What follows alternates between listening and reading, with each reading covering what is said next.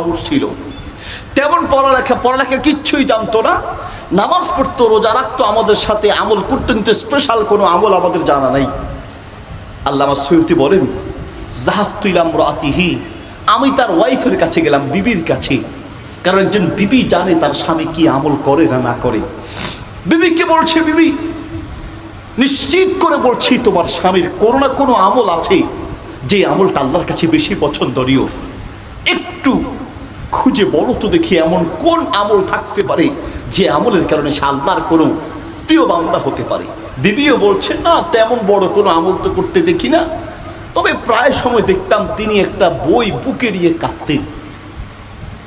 বিবিও ছিল বিবিও সেই মুসলমান ছিল না, বইটা নিয়ে হাতে দিয়ে বলল যে এই যে বইটা দেখছেন, এই বইটা খুলতো, মূর্খ মানুষ ছিল, পড়তে পারতো না, কিন্তু প্রত্যেকটা লাইনের উপরে উপরে যেই বইটা খুলে নামালো সেই বইটা ছিল আল্লাহর কোরআন।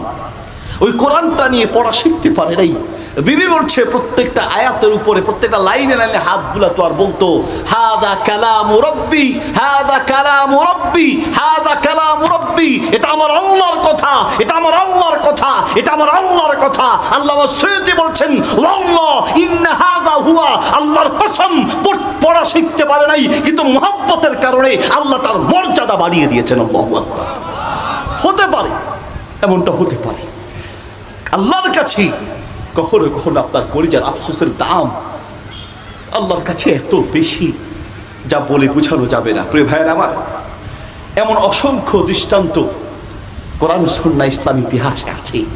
আমি বলতে চাচ্ছি, আপনি আমি আল্লাহর ভালোবাসা পাওয়ার জন্য জীবনে এমন কি আমল আছে বলতে পারবো যে তোমার জন্য এই আমলটা করেছি। কিছু কিছু করি, মাস শেষে মসজিদের চাঁদা কিছু দেই, মসজিদের কমিটিতে আপনি আছেন, অথবা মসজিদে মাঝে মাঝে কিছু দান করেন। আপনার এই মসজিদের সামান্য কিছু দানের বাম্পারের কারণে মসজিদের ইমামের চাকরি বছরে বছরে যায় আসে, ঠিক কিনা? এই হলো আমাদের দানবীরদের অবস্থা। মাদ্রাসায় আপনি কিছু কিছু দান করেন, আরে বাপরে বাপ, আপনার বাম্পারের ঠেলায় সবসময় শিক্ষকরা কাঁপতে থাকে। হ্যাঁ, এটার আবার পজিটিভ দিকও আছে। কিছু কিছু ক্ষেত্রে দায়িত্বশীল যারা আছে তারা যদি খোঁজ না নেয়, তো তাহলে শিক্ষকরা আর ইমাম মুয়াজ্জিন সাহেবরা বসে বসে বেতন খাবে, এটাও ভালো দিক আছে। কিন্তু প্রিয় ভাইয়ের, আমার এক ইমাম সাহেবকে 5,000 টাকা দিচ্ছেন এক হাজি সাহেব, টাকা দিয়ে বললেন যে আবার একটা রিসিট দেন। তো ইমাম সাহেব মসজিদে রিসিট দিলেন, জনাব অমুক সাহেব। রিসিটটা হাতে দেওয়ার পরে হাজি সাহেবের মেজাজ গরম, হুজুর আপনাদেরকে আল্লাহ বিবেক দেয় নেই, হুজুর আপনি যে রিসিটটা দিচ্ছেন, রিসিট লেখাও এখনো শিখেন নাই। হুজুর তো অবাক হয়ে গেলেন যে, চাচা আমি কোনো ভুল করছি? কোনো ভুল করেন নাই, শব্দ বানান কি ঠিক আছে? তো ঠিক আছে, তো চাচা রাগ করেন কেন? আপনি আবার দেখেন ভালো করে, লেখাটাকে আপনার ঠিক হয়েছে? কেন চাচা, ঠিকই তো লিখছি, জনাব অমুক সাহেব, আপনার নামটা তো ঠিক মতো লিখছি। কয় না, ঠিক হয় নাই। কেন? গত বছর যে আমি হজ করতে গেছি, আপনারা দাওয়াত দিয়ে খাওয়াইছি না? আমি যে গত বছর হজে গিয়েছিলাম, আমি কি আপনারা দাওয়াত দিয়ে খাওয়াই নাই?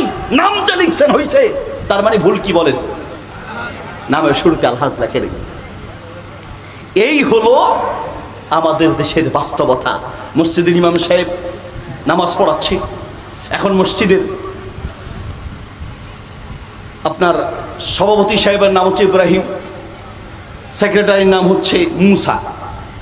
ফি সুহুফি ইব্রাহিম ওয়া মুসা, সূরা আলা পড়ছে। ইব্রাহিম সাহেব তো খুশি, সেক্রেটারি সাহেব খুশি, চাকরি পাক্কা চাকরি, আপনার চাকরি একেবারে 100% হয়ে যাবে, টেনশনের কিচ্ছু নেই, খুশি হয়ে যায়। ওনার নাম আর সেক্রেটারি দুজনের নামই আছে। কেশিয়ার সাহেবের মাথা গরম, আমার নাম তো আছে, আমি তো ঈসা, আমার নামে তো নবী আছে, আমার নাম কই গেল? নাম দুইজনের আছে, বাকি জনের নাম কই? এই হলো আমাদের সমাজের বাস্তবতা। আল্লাহর জন্য কিভাবে করতে হয় তার একটা দৃষ্টান্ত আপনাকে দেই। নবী সাল্লাল্লাহু আলাইহি ওয়াসাল্লাম সাহাবাগণকে বললেন, তাসাদ্দাকু লিল্লাহ, আল্লাহর জন্য দান করো। সাহাবায়ে কেরাম বাড়িতে চলে গেলেন, যে যা পেরেছে আল্লাহ রাসূলের কাছে নিয়ে আসলেন। ইয়া রাসূলুল্লাহ, আমি 4 ভাগের 1 ভাগ, কেউ 3 ভাগের 1 ভাগ, ওমর রাদিয়াল্লাহু তাআলা পুরো সম্পত্তিকে 2 ভাগ করে 1 ভাগ আল্লাহর জন্য নিয়ে এসে বললেন, ইয়া রাসূলুল্লাহ 1 ভাগ দান করে দিয়েছি, 1 ভাগ। রাসূল সাল্লাল্লাহু আলাইহি ওয়াসাল্লাম অপেক্ষা করতে লাগলেন, সাহাবায়ে কেরাম অপেক্ষা করছেন। আজকে বোধহয় ওমর আমলের দিকে 1 নম্বরে চলে যেতে পারে, অপেক্ষা করছেন। কার জন্য? আরেকজন সাহাবী বাকি আছে, তার নাম কি? আবু বকর রাদিয়াল্লাহু আনহু। কিছুক্ষণ পরে আবু বকর রাদিয়াল্লাহু আনহু আসলেন। আসার পরে জিজ্ঞেস করলেন, আবু বকরিন মা আবকাইতা লি আহলিক, আবু বকর শোনো, পরিবার জন্য কতটুকু রেখে আর কতটুকু নিয়ে এসেছো? আবু বকর রাদিয়াল্লাহু আনহু বলছেন, আবকাইতু লাহুম আল্লাহ ওয়া রাসূলাহু, আমি আমার পরিবারের কাছে আল্লাহ আর তার রাসূলকে রেখে বাকি সমস্ত সম্পত্তি আল্লাহর জন্য দান করে দিয়েছি। পরিবারের কাছে শুধু আল্লাহ তার রাসূলকে রেখে এসেছি, আর বাকি সব সম্পদ আল্লাহর জন্য দান করে দিয়েছি। এবার বলেন, আপনি আপনার জীবনে এমন একটা আমল আছে যে আমলটা আল্লাহকে বলতে পারবেন, রব এই আমলটা আমি তোমার জন্য করেছি, তোমার জন্য করেছি? জীবনে এমন একটা আমলের নাম বলেন যে আমলটা আল্লাহকে দেখানো যেতে পারে, বলা যেতে পারে, রব তোমার ভালোবাসা পাওয়ার জন্য, তোমার সন্তুষ্টি পাওয়ার জন্য কিচ্ছু করতে পারিনি, কিন্তু এই আমলটা আমি করেছি। প্রিয় ভাই, আবার বলতে চাচ্ছিলাম, পরকালের আযাব পাওয়ার জন্য, জান্নাত পাওয়ার জন্য আল্লাহর ভালোবাসা লাগবে। সেই আল্লাহর ভালোবাসা অর্জনের জন্য চেষ্টা করতে হবে। আল্লাহর ভালোবাসা অর্জন হবে কিভাবে? নাম্বার 1 নম্বর, আল্লাহর ভালোবাসা অর্জনের জন্য ঈমান লাগবে। ঈমান নাই তো যতই আপনি ভালোবাসার দাবি করেন, সেই ভালোবাসা আল্লাহর কোনো কাজে আসবে না। বলতে পারেন, হুজুর আমরা তো সবাই ঈমানদার, সবাই আমাদের ঈমান আছে। আপনি ঈমানদার যে এত আরামে বসে আছেন, শুনুন, হানজালা রাদিয়াল্লাহু আনহুর মতো এত বড় সাহাবী রাস্তায় দৌড়াচ্ছে আর বলছে, না ফাকা হানজালা, না ফাকা হানজালা, না ফাকা হানজালা, না ফাকা হানজালা। আবু বকর, আমি তো মুনাফিক হয়ে গেছি, আমি তো মুনাফিক হয়ে গেছি।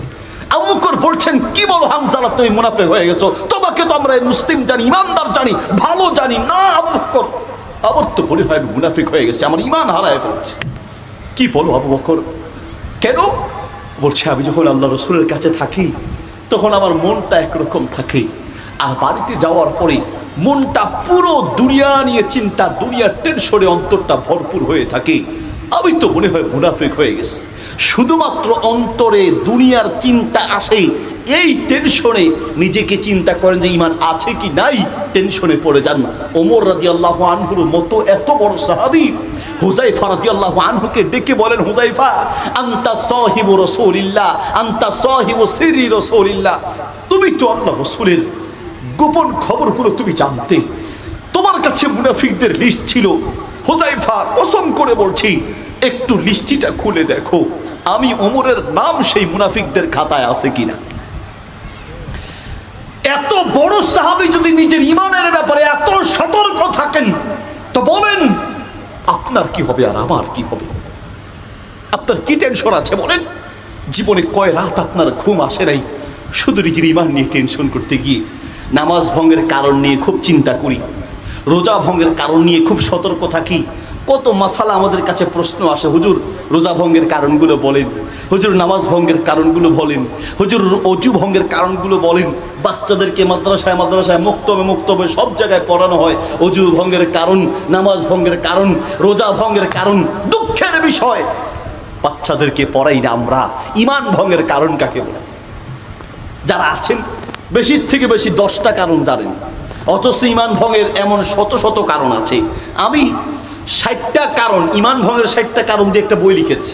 যদি গবেষণা করে লেখা হয় তাহলে আর অসংখ্য কারণ থাকতে পারে, যে এক একটা কারণে আপনার ঈমান ভেঙে চুরমার হয়ে যেতে পারে, ঈমানটা ভেঙে চুরমার হয়ে যেতে পারে। এমন অসংখ্য কারণ আছে। কয়টা কারণ আপনি জানেন? প্রিয় ভাই আমার, নিজের ঈমানের ব্যাপারে সতর্ক থাকবেন। ওমর রাদিয়াল্লাহু আনহু বলেন, কিয়ামতের আগে এমন একটা যুগ আসবে, ইউসবিহুর রাজুলু মুমিনান ওয়া ইউমসির রাজুলু কাফিরান, ইউসবিহুর রাজুলু মুমিনান ওয়া ইউমসি কাফিরান। সকালে মানুষ ঈমানদার থাকবে তো সন্ধ্যায় কাফের হবে, সন্ধ্যায় ঈমানদার থাকবে তো সকালে কাফের হবে। সেই যুগ আসবে, এসেছে, সেই যুগ চলছে। এক একটা কথায় আপনার ঈমান ভেঙে চুরমার হয়ে যেতে পারে। আপনি দেখেন ট্রান্সজেন্ডার মতবাদ, ট্রান্সজেন্ডার বুঝেন? একটা ছেলে মনে চাইলে সে মেয়ে হবে, একটা মেয়ে মনে চাইলে